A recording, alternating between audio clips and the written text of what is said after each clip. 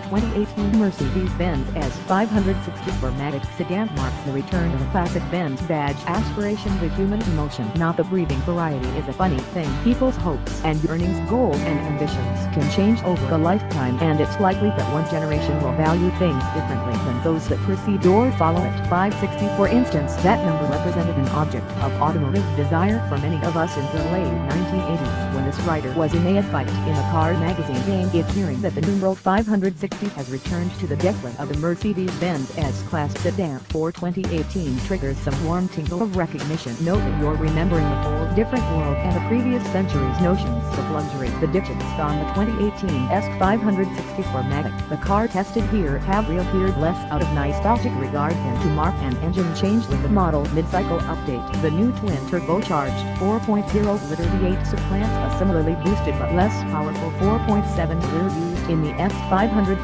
Still, the reappearance of the 560 badge gives us occasion to consider how the luxury car market has changed over 30-some years. A mid-cycle update also brought us the original 560 Soul, which in those simpler days denoted that its new M117 V8 displaced 5547 cubic centimeters, which almost rounds to 5.6 liters. The Soul declared that it was fuel-injected electronically, that the engine had only 2 valves per cylinder. Themes point now. This engine was offered in the sedan from 1986 until 1991 and also was available in the SE Coupe and the SL Roadster. In America, it came only in the extended wheelbase chassis Soul and was the top model of the W126 Class S-Class, which had been in production since 1979 in the slower-paced era. Mercedes actually boasted that the W126 had been under development for a full decade before it started its 12-year production run. A little Mac says that means the designers in Stuttgart laid down their first lines of graphite on vellum when Richard Nixon had barely warmed a seat in the Oval Office. That the 560 Soul S seats were warm too was considered a big deal. Also a big deal, headlight wipers. In retrospect, its standard ABS and later optional traction control telegraphed that the W126 was a pioneer of the radical transformation that led toward today's semi-autonomous driving age. So rudimentary were those systems, though, that the W126 still stands out as the apex analog car. You search its interior in vain for anything resembling the screen, the driving mode dial, or ambient mood lighting. In contrast with today's car, you find more metal and less plastic, wood trim and shapes that resemble furnishings more than they do abstract sculpture, and no dials or buttons with pictograms so obscure that you'd need to look them up in the printed owner's manual. Remember those What is Luxury? A 2015 exhibit at London's Victoria and Albert Museum of Art and Design asked the question in its title, What is Luxury? It didn't provide a clear answer, except to say that luxury is evolving in this millennium. The objects displayed demonstrated traditional luxury attributes: quality materials, exceptional craftsmanship, artistic design, relative rarity. Tradition also still applies. The curators made clear in an accompanying online quiz with regard to spending big bucks on an object, not because of its inherent values but only because it confers prestige or status on the owner. That has never been luxury. It's still vulgarity. Luxury, though, has changed in that the word is increasingly applied to devices or services that save the owner time. The lifestyles that lead one to the door of a Mercedes dealership, for instance, are increasingly cracked with must-do right nows. So what people now consider luxurious are less the comforts and conveniences that have become so abundant as to be redefined as necessities. 24/7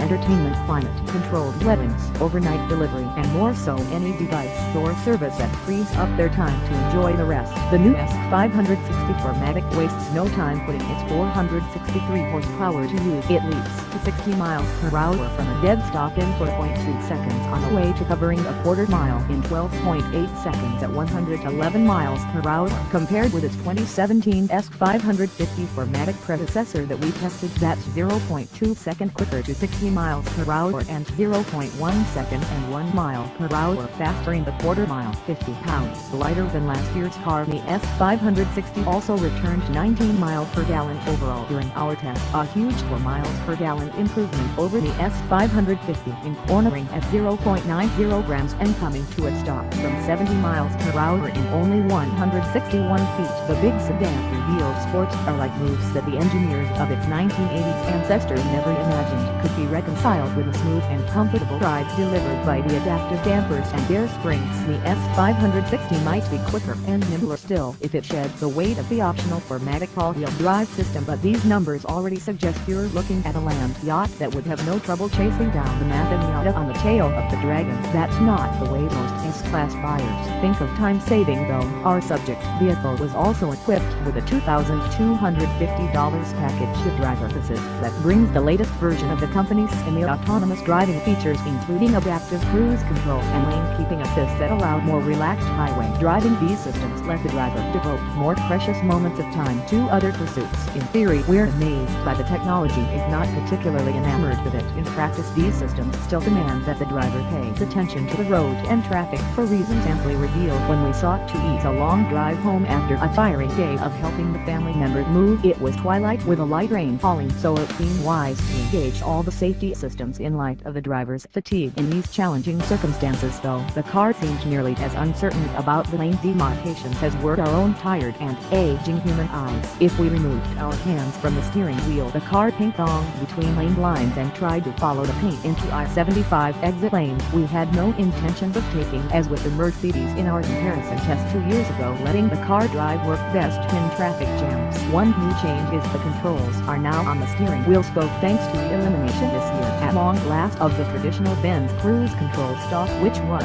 come to think of it, just about the last interior element that the driver of a W126 S-Class would have found familiar in previous model years of the current generation car. Although not exactly time-saving, the 21st century S560 is also amply endowed with new twists on the more self-indulgent traditional luxuries, including a $2,600 warmth and comfort package that actually heats the leather on the center and the armrests, as well as the seats as part of a $5,000 premium package. The seats themselves also offered a hot stone massage function, but we've seen video of these being detected on YouTube, revealing that they do not, in fact, contain any stones whatsoever. For more than $30,000 of the as-tested price was optional equipment, including $2,260 for a night vision system and $6,400 for a Burmester high-end audio system. There's a stock Burmester audio system, but this one is $6,400 more high-end. A second may still be a second, but it certainly feels as if time has been accelerating for the past 30 years. If you were 30-something when a W126 was the ultimate Benz, remember kids, this was before there were Maybach and AMG sub-brands to render a mere Benz subordinate. The 560 was aspirational, less in the here and now but in the one day if I keep my nose clean and achieve most of my career ambitions sense. It was an old person's car that made becoming old seem like a worthy goal. The 560 was a thing you'd save up for over the lifetime, buy as you neared retirement, and maybe pass on to your grandchildren. Built for this multitasking, immediate gratification era, the new S560 4Matic is no old man's car. The interior plastics are high-grade stuff, but plastic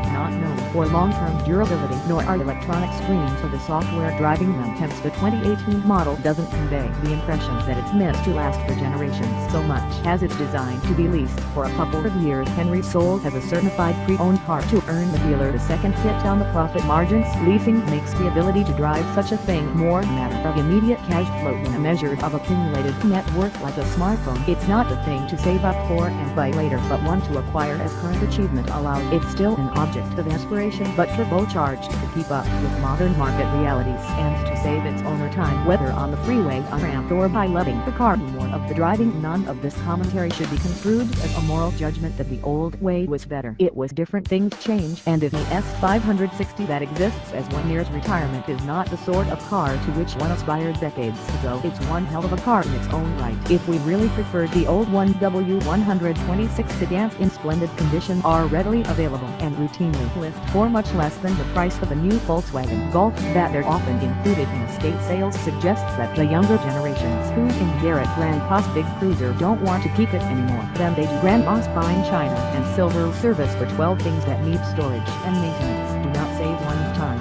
Quiet, comfortable, competent, and quick. The 2018 Mercedes-Benz S560 though did something too much effort in the rear end.